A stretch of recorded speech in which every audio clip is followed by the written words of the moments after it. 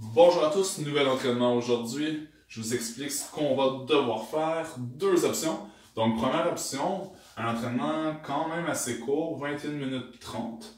L'option 2, donc deux fois plus long, on a un 44 minutes au total. Vous choisirez l'option qui vous convient à ce moment-là, qu'est-ce que vous préférez faire. Ce qu'on va devoir faire aujourd'hui. On a toujours une combinaison de deux exercices. Un exercice plus cardiovasculaire et un exercice musculaire. Dans la première partie, ce qu'on va devoir faire, c'est qu'on va faire 30 secondes pour chacun des deux exercices. Un coup qu'on a fait nos deux exercices de 30 secondes, on prend un 10 secondes de repos. Par la suite, 30 secondes, deux autres exercices, mais encore une fois, un exercice cardiovasculaire, un exercice musculaire. On va faire ça jusqu'à temps qu'on fasse 4 rounds, donc 8 exercices. Donc, 4 exercices cardiovasculaires, 4 exercices musculaires. Un coup qu'on a tout fait ça, on a une minute de repos. Un coup qu'on a pris notre minute de repos, on recommence les mêmes exercices, mais au lieu de faire des 30 secondes d'effort, on va devoir faire des 45 secondes d'effort, toujours 10 secondes entre chacun des duos d'exercices. Un coup qu'on a fait nos 45 secondes, une minute de repos, on refait les mêmes exercices, les 8 mêmes exercices, mais maintenant, au lieu de 45 secondes d'effort, on va avoir une minute d'effort. Donc, on fait cette séquence-là, elle nous prend 8 minutes 30, et c'est à ce moment-là qu'on décide, est-ce que je poursuis pour la deuxième option, ou j'en ai fait assez, j'ai tout donné, je m'arrête là. Si je vais pour l'option numéro 2, ce que je vais devoir faire, c'est je refais tout simplement ce que je viens de faire. Fait que je refais une deuxième fois les 30 secondes, les 45 secondes et la minute. Donc, voici comment est structuré l'entraînement.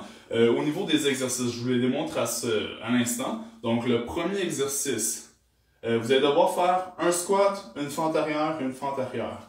Donc, je vais faire mon squat, fente arrière, fente arrière. Donc, je vais répéter en fait les points importants pour la fente. Donc, quand je vais faire ma fente arrière, je vais m'assurer que quand je vais terminer mon mouvement, j'ai un 90 degrés au niveau de mes genoux, j'ai un 90 degrés au niveau de mes genoux à l'arrière, de mon genou à l'arrière également. Pour un peu plus de difficulté, je pourrais maintenir mon genou un petit peu au-dessus du sol, tout simplement. Donc, à chaque fois, squat, fente arrière, fente arrière. Mon squat, même principe que la fente, où je ne veux pas que mon genou dépasse la pointe de mes orteils. Je fais la même chose au niveau du squat. Donc, je m'assure que mon genou ne dépasse pas la pointe de mes orteils. Ce que je ne voudrais pas voir, c'est que le squat où les genoux s'en vont comme ça ici, puis souvent, ce qui va arriver, c'est que les talons vont se soulever. Donc, les genoux ne dépassent pas la pointe de nos orteils. Donc, c'est notre premier exercice, notre exercice un peu plus musculaire. L'exercice qui est lié à celui-là, c'est les jumping jacks, tout simplement. Donc, on va simplement ouvrir les jambes et ouvrir les bras en même temps. C'est sûr que c'est notre partie cardiovasculaire. Fait que le but, c'est vraiment d'aller chercher une belle vitesse pour que, après notre 30 secondes, 45 secondes, notre minute, on soit essoufflé. Troisième exercice, ce qu'on va devoir faire, c'est qu'on va être couché au sol, les jambes tendues, puis ce qu'on va devoir faire, c'est, en fait, s'imaginer qu'il y a un mur devant nous, puis qu'on ne peut pas aller pousser nos mains vers l'avant. Donc, on peut pas traverser le mur si on veut. Donc, on veut vraiment le longer. Donc, je ne vais pas aller vers l'avant, je vais tenter d'aller vers le haut. Donc, je me dirige vers mes orteils. Donc, si je me mets de côté, je ne vais pas tenter d'aller faire ça comme ça ici. Je vais vraiment tenter d'aller toucher mes orteils, mais en hauteur. Vraiment comme si j'avais un mur ici qui m'empêchait d'aller par en avant.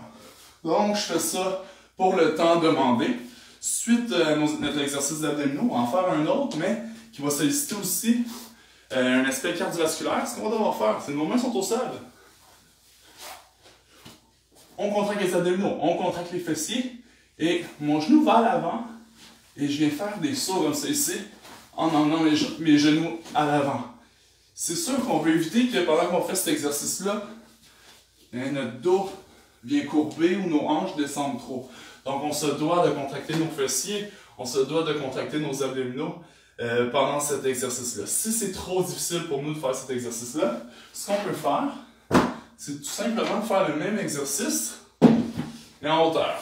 Donc, si je fais le même exercice, fesses contractées, abdominaux contractés, puis je peux venir faire le même exercice comme ça ici. Si encore une fois c'est un petit peu trop difficile, je sais pas, ça vous provoque des douleurs aux genoux, c'est trop essoufflant, ce que vous pouvez faire également, c'est au lieu de venir faire des sauts, venez juste déposer votre jambe, dépose la jambe, dépose la jambe, dépose la jambe. On va solliciter les mêmes muscles, ça va juste faire en sorte que ça va être un petit peu plus facile. Suite à ça, exercice numéro 5. On va devoir faire des rotations. Donc, on va travailler la courbe des rotateurs, donc les muscles qui relient nos omoplates à nos épaules. Donc, qui nous permettent de renforcer nos épaules, nous permettent une bonne stabilité. Ce qu'on va devoir faire. Donc, mes bras sont à 90 degrés. Je vais maintenir le 90 degrés pendant que je monte les coudes. Ensuite, je monte par en haut. Donc, je maintiens encore 90 degrés pour revenir sur mes pas. Donc, je suis à 90. Je maintiens mon 90 pour l'abduction. Rotation externe. Toujours 90 degrés au niveau de mes coudes. Puis, j'y vais comme ça pendant le temps donné. C'est sûr qu'on évite de courber le dos. On veut vraiment contracter les abdominaux de façon à avoir la meilleure des postures pour éviter toute blessure. Suite à cet exercice-là, ce qu'on va devoir faire, l'exercice qui est lié à celui-là, notre exercice cardiovasculaire, va être des coups de pied. Donc, on peut simplement aller chercher des coups de pied comme ça ici. Donc, je tends le pied puis je viens donner un kick. Si c'est des 30 secondes, on va faire 15 secondes d'un côté, 15 secondes de l'autre. Donc, on fait toujours la moitié du temps pour une jambe. Donc, on se doit d'y aller vraiment rapidement pour faire notre exercice de façon à aller solliciter une augmentation de la fréquence cardiaque. On veut dépenser des calories, on veut être essoufflé après cet exercice-là. 7e exercice, un exercice pour nos mollets. Donc, on peut mettre une surface au sol un petit peu plus élevée. On peut utiliser également nos marches d'escalier. Ce qu'on va faire, c'est qu'on va se mettre en position sur le livre. Je vais devoir, si c'est mon livre ici, je vais devoir descendre les talons plus bas que le livre et ensuite élever mes talons plus haut que le livre.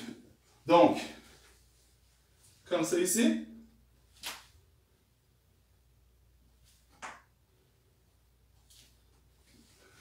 Donc, mes talons vont toujours en bas complètement pour aller chercher un étirement complet. Puis ensuite, on va aller chercher la contraction en élevant les talons plus haut que le livre. Ça, c'est notre exercice musculaire. Notre exercice cardiovasculaire qui va être lié à ça, c'est la course sur place.